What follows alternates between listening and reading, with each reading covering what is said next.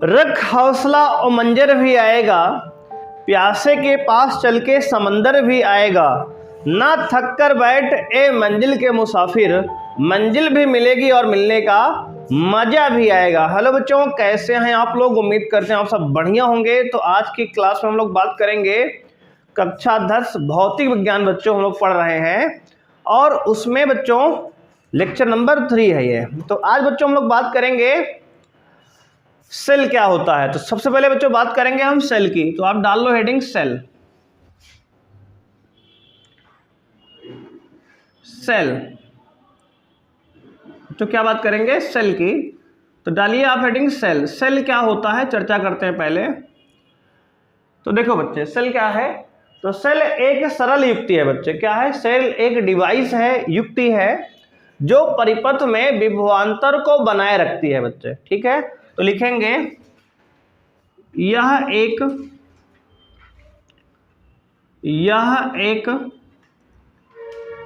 सरल युक्ति है। यह एक सरल युक्ति है जो परिपथ में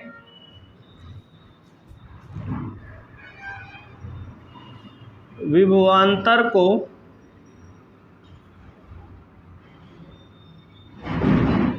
बनाए रखती है।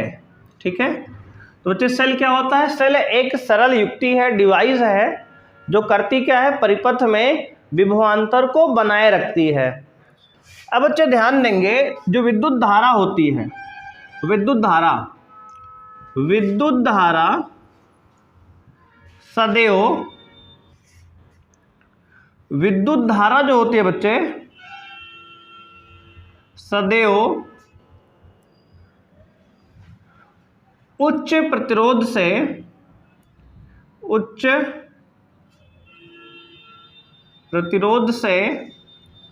निम्न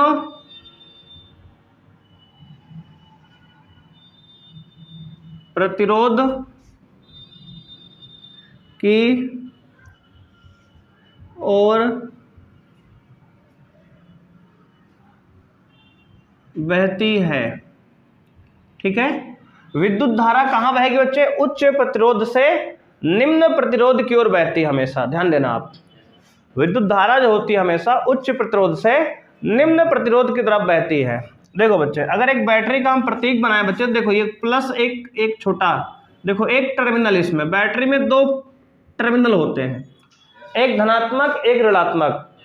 जो धनात्मक होता है उसको उच्च प्रतिरोध मानते हैं, ऋणात्मक उसको निम्न प्रतिरोध मानते हैं। बात समझ रहे हो? तो बच्चे बैटरी का प्रतीक ये होता है सेल का। ठीक है, सेल का प्रतीक, सॉरी, सेल का जो प्रतीक होता है वो क्या होता है? इस प्रकार का होता है, डायग्राम बनाते हैं, और इसमें 2 टर्मिनल होते हैं। सेल में 2 टर्मिनल होते हैं बच्चे। सेल में कितने टर्मिनल हैं? 2।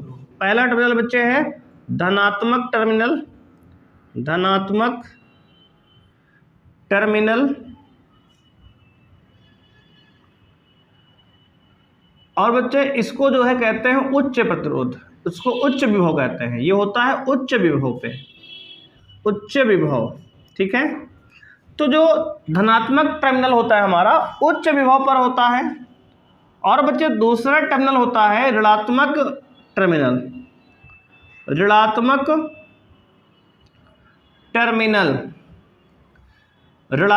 टर्मिनल बच्चे जो होता है वो होता है निम्न विभव पर। क्या? निम्न विभव पर। इसको आपको याद रखना है कि उच्च विभव और निम्न विभव पर।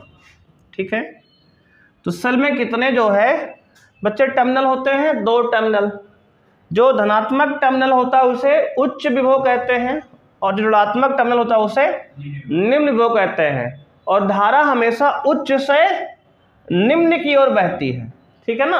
अगर इसे परिपथ एक बना दें यहाँ पे आपको हम, देखो बच्चे एक बल्ब लगा दिया यहाँ पे हम, तो देख लो कैसे परिपथ में धारा बहती है। बल्ब जला दिए हम, ग्लो करा दिए, देखो बच्चे, एक परिपथ में एक कुंजी लगा दिए हम, मतलब एक स्विच लगा दिए बटन, और देखो ये, तो बच्चे धारा जो है इस तरह देखो, पॉजिटिव से नेगेटिव की तरफ देखो ऐसे धारा बहती है परिपथ में, इस प्रकार धारा की डायरेक्शन ये है। तो उच्च विभव से निम्न विभव की ओर धारा बहती है परिपथ में, इस प्रकार, ठीक है, ये उसका डायग्राम है धारा का। तो अगर किसी सेल क्या है बच्चे, हमने बात किया, तो सेल एक सरल युक्ति है जो परिपथ में विभवांतर को बनाए रखती है। सेल आपने देखा होगा, टॉर्च में सेल लगता है ना, घड़ी में सेल लगता है, आपने देखा होगा, अलग अलग प्रकार के सेल होते हैं, है ना। अब ये सेल कितने प्रकार के हैं, कैसे बनते हैं बच्चे, इसकी चर्चा अगले क्लास में, क्लास 11th में होगी, बात समझ रहे हो, और 12th में करेंगे हम लोग, केमिस्ट्री और फिजिक्स में अलग अलग, वहां बात करेंगे। यहाँ पे हमारे सिलेबस में इतना है कि सेल क्या है, सेल एक सरल युक्ति है जो परिपथ में विभवांतर को बनाए रखती है, ठीक है। सेल में दो टर्मिनल होते हैं, एक पॉजिटिव एक नेगेटिव। पॉजिटिव वाला जो है उच्च विभव कहलाता है, नेगेटिव वाला जो है निम्न विभव पर होता है, बात समझ में आई। और सेल में धारा जो होती है उच्च प्रतिरोध से निम्न प्रतिरोध, यानी कि धनात्मक से ऋणात्मक की ओर बहती है, बात समझ में आ गई। कोई दिक्कत यहां तक है किसी को? नहीं बच्चे, इतना नोट कर लो, आगे बढ़ते हैं फिर। तो बच्चों डालेंगे हेडिंग अब, विद्युत परिपथ में सामान्यतः उपयोग होने वाले कुछ अवयवों के प्रतीक। तो विद्युत परिपथ में कुछ अवयव इस्तेमाल होंगे, उनके कुछ प्रतीक हम लिखेंगे यहाँ पर बच्चे। तो एक हेडिंग, एक यहाँ बनाएंगे हम कॉलम बच्चे, क्रम संख्या का, एक कॉलम बनाएंगे अवयव का, एक कॉलम बनाएंगे किसका, प्रतीक का। तो क्रम संख्या 1, पहला बच्चे अवयव पढ़ेंगे हम लोग सेल। देखो सेल अभी तुरंत पढ़ के आए भी हैं। तो सेल क्या होता है, देखो सेल का बच्चे प्रतीक होता है ये तार होता है, इसमें जो है जो बड़ी लाइन होती है पॉजिटिव टर्मिनल के लिए, जो छोटी लाइन होती है वो नेगेटिव टर्मिनल के लिए, बात समझ में आई। तो सेल का प्रतीक ये होता है, कोई दिक्कत यहाँ तक नहीं बच्चे। अब देखो होता है क्या बच्चे, बैटरी क्या होती है, देखो बच्चे सेलों का संयोजन, क्या सेलों का संयोजन को बैटरी कहते हैं। मतलब सर, मतलब ये बच्चे अगर दो या दो से ज्यादा सेल को जोड़ दे आपस में, समझ रहे हो, दो या दो से ज्यादा सेल को आपस में जोड़ दे तो क्या बन जाती है, बैटरी बन जाएगी। देखो ये एक सेल ये है, दूसरा सेल बच्चे ये है, तीसरा सेल ये है। देखो एक सेल, दो सेल, तीन सेल जोड़ दिए तो क्या बन गई, यहां से एक बैटरी बन गई बच्चे। तो बैटरी का प्रतीक ये होता है, बात समझ रहे हो। देखो तीन बड़े डंडे हैं, तो तीन पॉजिटिव और तीन नेगेटिव लगे हैं यहाँ पे, तो क्या बन गया, ये बैटरी बन गई। दो या दो से ज्यादा सेलों का संयोजन बैटरी कहलाती है। बात समझ में आई कि नहीं आई। देखो बैटरी की परिभाषा लिख दे रहे हैं यहीं पे, बैटरी क्या होती है, तो कहोगे दो या दो से ज्यादा सेलों का संयोजन बैटरी कहलाती है, बैटरी कहलाती है। बात समझ रहे हो भाई। अगर दो या दो से ज्यादा सेल जोड़ देंगे तो उसे क्या कहेंगे भाई, बैटरी कहेंगे। बात समझ में आ गई। अब देखो आगे बच्चे, अब सेल समझ लिया, बैटरी समझ लिया हमने। अब डालेंगे आप खुली कुंजी क्या होती है। खुली कुंजी तीसरा पॉइंट, तो दूसरा है ये, तीसरा हो गया। खुली कुंजी बच्चे मतलब स्विच, आप जानते हो घर में लगी होती है ना, इसे स्विच कहते हैं, ओपन स्विच।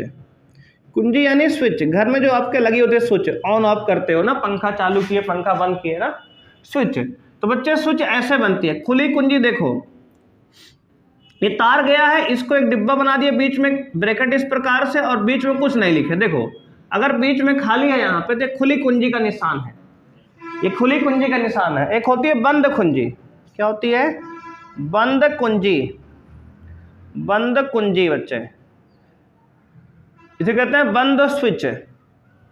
तो स्विच का निशान बच्चे यहाँ पे जो है इस प्रकार बनाते हैं बंद को। देखो ये और ये डिब्बा, और ये जो है बीच में एक पॉइंट लगा देंगे। बात समझ रहे हो। पॉइंट का मतलब एक ऑन बल्ब है, अगर अंग्रेजी के साथ बोले तो ये ऑफ है, ये ऑन है। खुली माने होता है ऑफ, मतलब ऑफ है बटन, समझने के लिए। इसका मतलब होता है ऑन है, ऑन मतलब चालू है। जब पंखा चालू कर दो, स्विच गिरा देते हो ना आप, उसका मतलब है कि आपने वहां पे ऑन कर दिया, परिपथ कंप्लीट कर दिया। और इसका मतलब ऑफ कर दिया आपने। ऑन ऑफ हमारे समझने के लिए है बच्चे, क्या है, समझने के लिए। खुली बंद जो है किताब में लिखा रहेगा, ठीक है, ऑन ऑफ नहीं लिखा रहता है। मतलब अगर ऑफ मतलब खुली मने ऑफ है, मतलब तार खोल दिए, समझो ऐसा। बंद मतलब तार को जोड़ दिए, मतलब धारा प्रवाहित होने लगी है, मतलब ये ऑन है। समझ में आया ना। अब देखो, तो ये हो गया 4 पॉइंट। 5वां पॉइंट बच्चे लिखेंगे तार संधि। तार संधि मतलब अगर दो तार को बच्चे हम जोड़ते हैं कहीं पे तो उसको तार संधि कहते हैं। देखो ऐसे दिखाएंगे, ये तार और ये तार, दो तार है, बीच में यहाँ जुड़ा है। देखो बात समझ रहे हो, एक तार ये है, एक तार ये है, बीच में यहाँ जुड़ा है, तार संधि। तार को जोड़ा गया है यहाँ पर। अब देखो अगला, देखो बच्चे, तार संधि है, फिर क्रॉसिंग तार बच्चे, है ना। तार, दो तार को क्रॉस कराते हैं हम बिना संधि के, तार क्रॉसिंग। क्या, बिना संधि। बिना संधि मतलब बच्चे होता है तार क्रॉसिंग। तार क्रॉसिंग, क्रॉसिंग मतलब एक तार दूसरे तार के ऊपर से गया है, छुआ नहीं है। देखो बच्चे, एक तार ऐसे दिखाते हैं, देखो ये तार एक गया है, दूसरा तार ऐसे लाके ऐसे दिखाते हैं। बात समझ रहे हो, मतलब ये तार इसके ऊपर से गया है। जैसे मान लो एक तार ये है बच्चे, समझो इसको, फील करो, एक तार ये है, एक तार ये ऊपर से गया है। देखो ऐसे फील आ रहा है ना, देखो ये ऊपर से गया है, देखो ये ऊपर से, छुआ नहीं है। तो ये ऊपर से जो दिखाएं, इसको टेढ़ा कर दिखाएंगे, ऐसे कटिए जैसे दिखाएंगे। बात समझ रहे हो, कांटा घुमा के ऐसे, बिल्कुल, है ना। तो ये तार क्या है, क्रॉसिंग तार है, मतलब एक तार दूसरे तार के ऊपर से गया है, छुआ नहीं है। बात समझ में आई कि नहीं आई? चलो बहुत सही। अब बच्चे इसके बाद जो है 6 हो गया। 7वां पॉइंट यहां बना रहे हैं हम बच्चे। 7वां पॉइंट लिखेंगे प्रतिरोध। प्रतिरोध, प्रतिरोध का जो निशान होता है बच्चे कुछ ऐसे होता है, देखो इस प्रकार। जब प्रतिरोध की बात करेंगे तो इसका डायग्राम ऐसे बनेगा, प्रतीक ये है, ठीक है। अगला है 8वां बच्चे, बल्ब। बल्ब तो हमने बताया अभी आपको बना के, इस प्रकार बनता है। बात समझ रहे हो, ये बल्ब का निशान है बच्चे, ठीक है। और है 9वां रियोस्टेट बच्चे होता है, ठीक है ना। ठीक है बच्चे, क्या होता है, रियोस्टेट, जिसका निशान बच्चे होता है प्रतिरोधकता, ठीक है ना। या फिर कह सकते हो आप रियोस्टेट जो होता है इसका बच्चे हिंदी होता है धारा नियंत्रक या परिवर्ती प्रतिरोधक। धारा नियंत्रक बच्चे, धारा नियंत्रक, ठीक है ना। धारा नियंत्रक जो बनता है बच्चे इस प्रकार बनता है। देखो ये जो है प्रतिरोध तो रहता ही है बीच में, प्रतिरोध को देखो, प्रतिरोध बना के उसको एक बार ऐसे काट देंगे, तिरछा ऐसे, या फिर इसका डायग्राम ऐसे भी किताब में आपको दिख जाएगा इस प्रकार। देखो ऐसे, ये दोनों में से एक कोई दिखेगा आपको, ये धारा नियंत्रक होता है। ये धारा नियंत्रक का बच्चे निशान होता है, धारा नियंत्रक। बात समझ में आई कि नहीं आई? जो करता क्या है, धारा को कम ज्यादा करने में क्या करता है बच्चे, धारा को कम ज्यादा। देखो इन सब के बारे में हम डिटेल में पढ़ेंगे अभी आगे। बात समझ रहे हो, जैसे बल्ब पढ़ेंगे, प्रतिरोध पढ़ेंगे, धारा नियंत्रक पढ़ेंगे, अलग से पढ़ेंगे। अभी हम डायग्राम आपको दिखा रहे हैं बस केवल, अभी इसको डिटेल में हम लोग चर्चा करेंगे आगे, क्या होता है, कैसे बनता है, काम क्या करता है, सब आगे पढ़ेंगे, है ना। अब इसके बाद हमने एक बताया बच्चे आपको, वोल्ट मीटर बताया था, याद है कल की क्लास में, वोल्ट मीटर। तो बच्चे वोल्ट मीटर होता है इस प्रकार बनता है, V लिखा होता है, इसमें एक तार जुड़ा होता है, ऐसे प्लस माइनस लगा होता है, वोल्ट मीटर। बच्चे 11वां होता है एक अमीटर। क्या होता है, अमीटर, याद है ना आपको। अमीटर बच्चे क्या होता है, A लिखा होता है, ऊपर जो है तार जुड़ा होता है, ऊपर देखो दोनों तरफ ऐसे प्लस माइनस लगा है। तो ये 11 आपको जो है परिपथ बताए गए हैं, ठीक है। तो ये 11 परिपथ अगर अच्छे से आप तैयार कर लेते हैं, एक बार ध्यान रखेंगे, तो इनका इस्तेमाल हम लोग क्या करेंगे, विद्युत परिपथ में करते हैं। तो ये 11 ऐसे उपकरण परिपथ हैं जिनका इस्तेमाल हम लोग कहाँ करेंगे, विद्युत परिपथ में करेंगे आगे। तो इनको आप ध्यान से बना लो। देखो सेल का सिंबल बच्चे ये है, बैटरी का सिंबल ये होता है, खुली कुंजी का सिंबल ये होता है, बंद कुंजी का ये है, तार संधि का इस प्रकार बनाते हैं, बिना संधि के तार बच्चे ऐसे बनाते हैं जब तार एक दूसरे क्रॉस करता है। प्रतिरोध का बच्चे सिंबल ये होता है, बल्ब का सिंबल ये होता है, धारा नियंत्रक का सिंबल ये या फिर ये होता है। वोल्टमीटर अमीटर हमने कल भी चर्चा की थी बच्चे, ठीक है, इतना नोट कर लो। कोई समस्या यहां तक हो बताओ आप।